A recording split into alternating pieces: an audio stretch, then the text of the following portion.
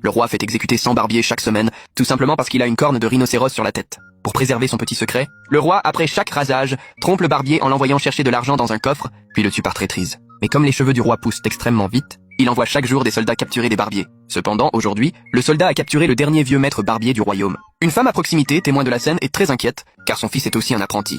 Pourtant, le jeune garçon n'échappe pas au destin funeste. Le roi envoie à nouveau des soldats arrêter des barbiers. À ce moment, dans la maison, la mère prépare des galettes pour son fils, comptant l'envoyer se cacher. Soudain, un soldat entre. Il présente le décret royal, ordonnant au jeune homme de se rendre au palais pour raser le roi. La mère en est profondément affligée, mais on ne désobéit pas à l'ordre royal. Elle n'a d'autre choix que de mettre les galettes dans le sac de son fils. Elle y glisse même son sauna préféré, qu'elle aime tant. Elle sait que ce départ pourrait bien être sans retour. Ainsi, le jeune homme est conduit au palais. Il est rapidement amené devant le roi. Le roi descend de son trône et dégaine son épée. Le garçon est terrifié. Le roi tend l'épée au jeune homme, lui ordonnant de le raser avec la lame. Puis, le roi s'assied sur un tabouret et enlève son chapeau. La vision qui s'offre au jeune homme le laisse stupéfait. Le roi a bel et bien une corne de rhinocéros sur la tête. Bien qu'effrayé, le garçon rassemble son courage et s'approche. Il commence par préparer le savon, l'applique sur la tête du roi, aiguise l'épée, puis entreprend de raser le crâne royal. Il est remarquablement habile pour raser un crâne. En quelques gestes, la tête du roi brille. Après vérification, le jeune homme rend l'épée au roi. Mais le roi utilise la lame comme miroir. Contemplant son crâne luisant, le roi est très satisfait. Il rengaine son épée et envoie le garçon prendre son paiement dans le coffre. Sans la moindre suspicion, le jeune homme s'approche pour prendre l'argent. Cependant, en ouvrant le coffre, il découvre un gouffre sans fond. Le roi en profite pour s'avancer et pousse le garçon dans l'abîme. Le jeune homme y tombe. Mais le ciel veille sur lui. Le fond est une rivière souterraine. Il tente de nager vers la rive, mais le courant est trop fort. Il ne peut l'atteindre et est emporté dans une rivière souterraine plus profonde. Le roi, satisfait, referme le coffre avec un sourire suffisant.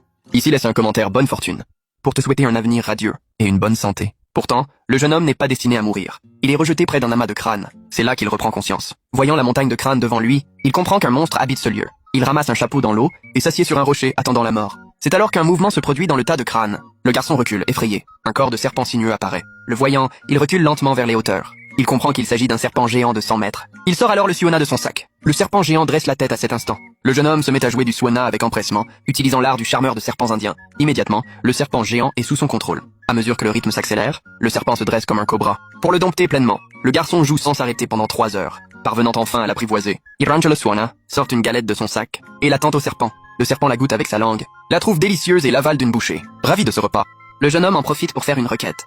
Il demande au serpent de le faire sortir de la grotte. Le serpent accepte aussitôt. Il invite le garçon à se tenir sur sa tête et se transforme en ascenseur, soulevant le garçon vers la sortie. Mais le serpent n'est pas assez grand.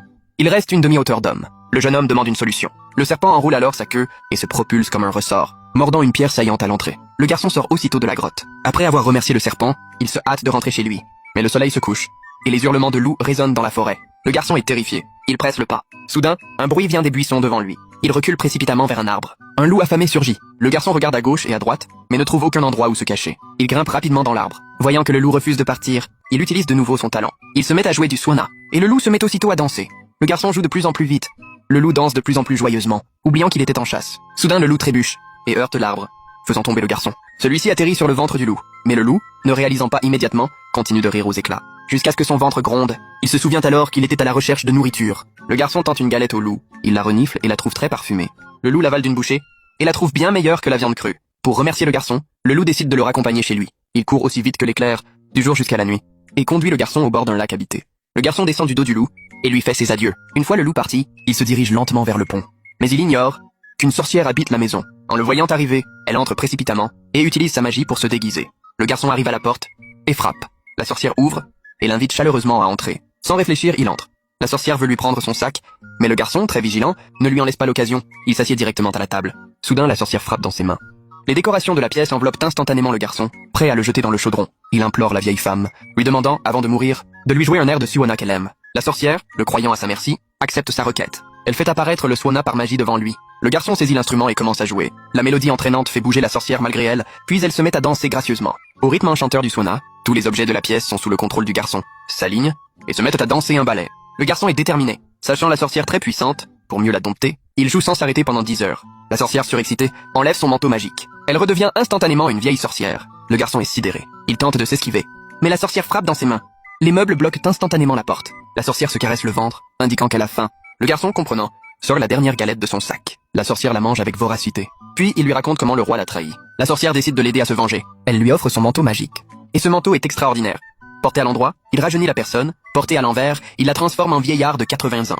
Le garçon, ravi de cette cape magique, part pour le palais dès la nuit tombée. Arrivé près des portes de la ville, il est déjà transformé en vieillard de 80 ans. mais les gardes l'arrêtent. Il s'empresse de dire qu'il est venu raser le roi.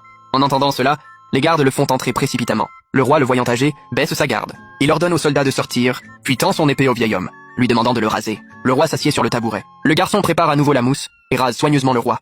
En peu de temps, le crâne royal est rasé et brille intensément. Le roi se regarde dans un miroir et se trouve d'une beauté éblouissante. Il rengaine son épée et recommence son stratagème. Le garçon fait mine d'ouvrir le coffre, prétendant qu'il est plein d'or. Le roi le croit et s'approche pour vérifier lui-même. Avant qu'il ne réalise, le garçon le pousse dans le coffre. Mais le roi agrippe la barbe du garçon. Se voyant sur le point de tomber aussi, il enlève précipitamment son manteau. Instantanément, il redevient lui-même. Le roi tombe dans la rivière souterraine et est emporté vers le repère du serpent géant. Entendant du bruit à l'extérieur, le garçon se cache derrière un rideau.